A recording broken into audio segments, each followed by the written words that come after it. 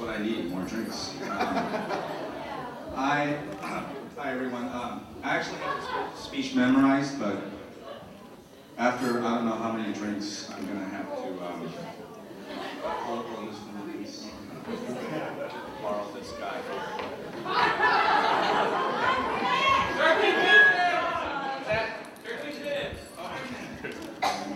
All right.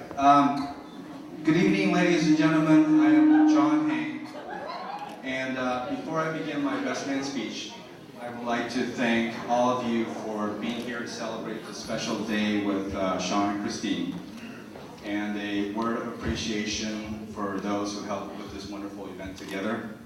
To the parents of the bride and groom, thank you for your generosity. It's incredible to see how many people are here tonight, and I think all of us would agree how far we would travel for free food and alcohol.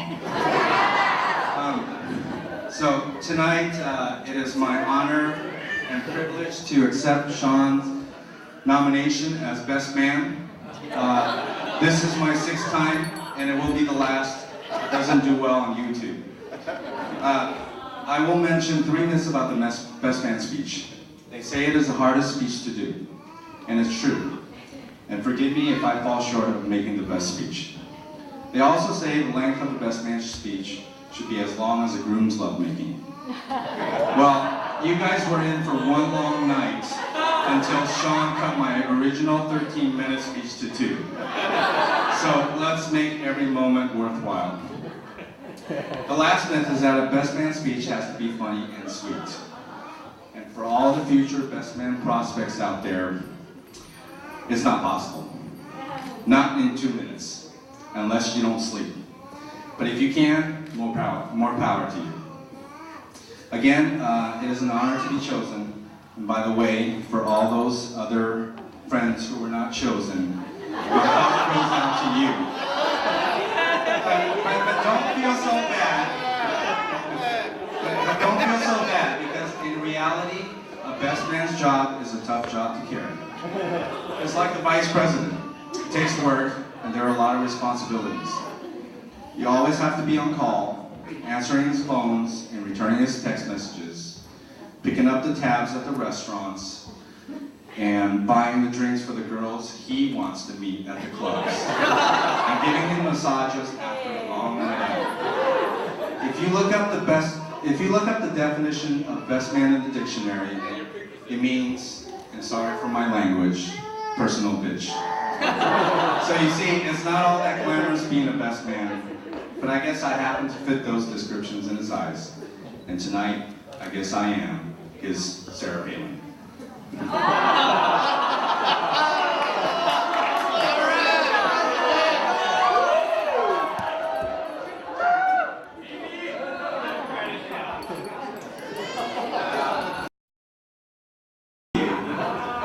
Sean is a good-looking, modest, hardworking, talented, amazing, and Sean, sorry man, I can't read your writing.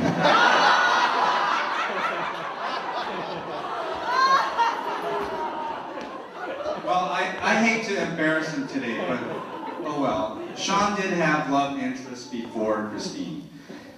He really loved Sherry, but he also loved cognac, wine, vodka, and beer.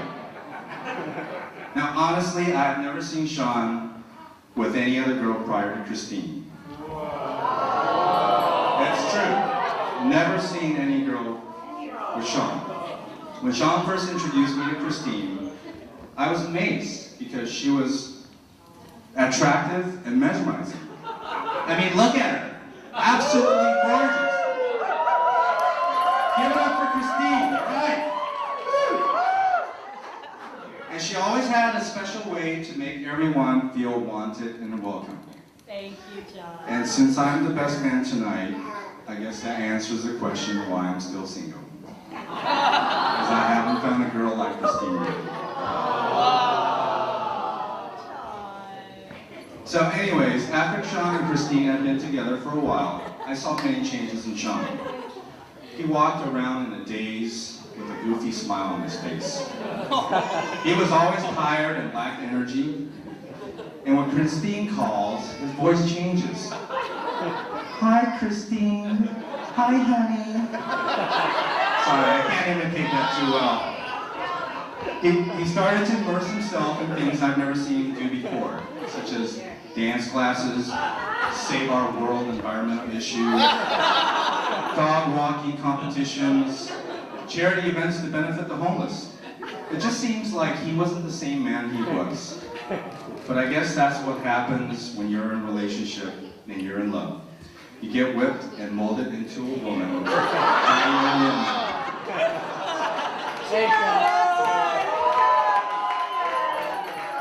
And with these activities, my friends and I saw less and less of Sean. A few months ago, Jay, our groomsman, where's Jay? Down there. Oh, Jay. Jay, our groomsman, sent me an email, and I quote him directly. He said, "If you ever start acting like Sean, I'm going to cut you off." Well, I know I would still like to have children. But I learned something more about Sean. They say you can tell what is important to a man by how he spends his time. And Sean spent all his time with Christine because she is the love of his life. Now, Mr. and Mrs. Lin, I'm sorry if you think my speech is too long. I know you wanted a 2-minute speech, but I really did try to condense it, okay? But I absolutely have to tell you guys a true story about Sean. Many years ago, I had some financial difficulties, and I wanted to see if it was possible to borrow money from my friends before asking the bank for a loan. One evening, I met with Sean at our usual cafe, and after playing some cards, was a bit embarrassed to ask him if he could lend me some money. I'm not going to tell you how much it was, but it was a significant amount of money. The only thing Sean said to me was, "When do you need the money?" He never asked me how I was going to pay him back or when I'm going to pay him back. Needless to say, Sean wrote me a check that night, and I was able to repay him shortly thereafter. So after all these years, I can say in front of everyone here how much I appreciate what you did for me from the bottom of my heart. That is the meaning of true friends, always being there and never hesitating to help out. Sean, you are a dear friend, and you mean more to me than my own brothers.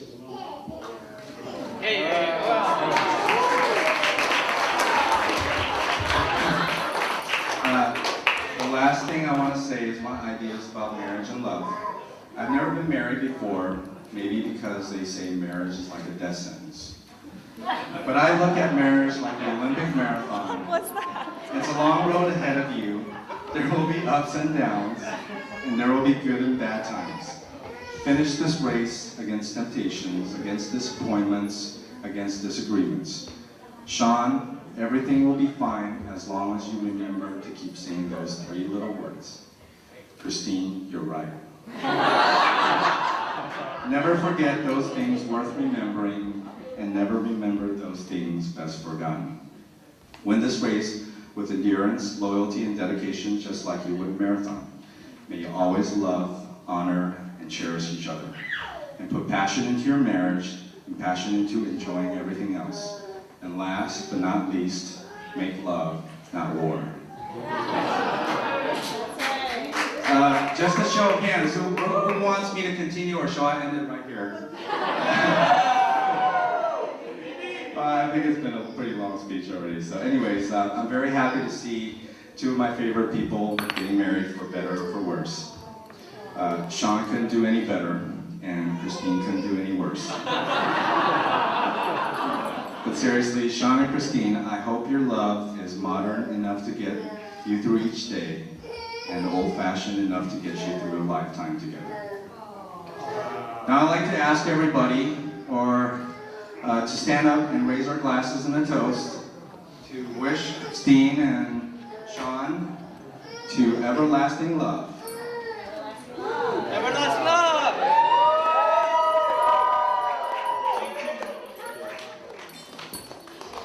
All right, let's hear it for John.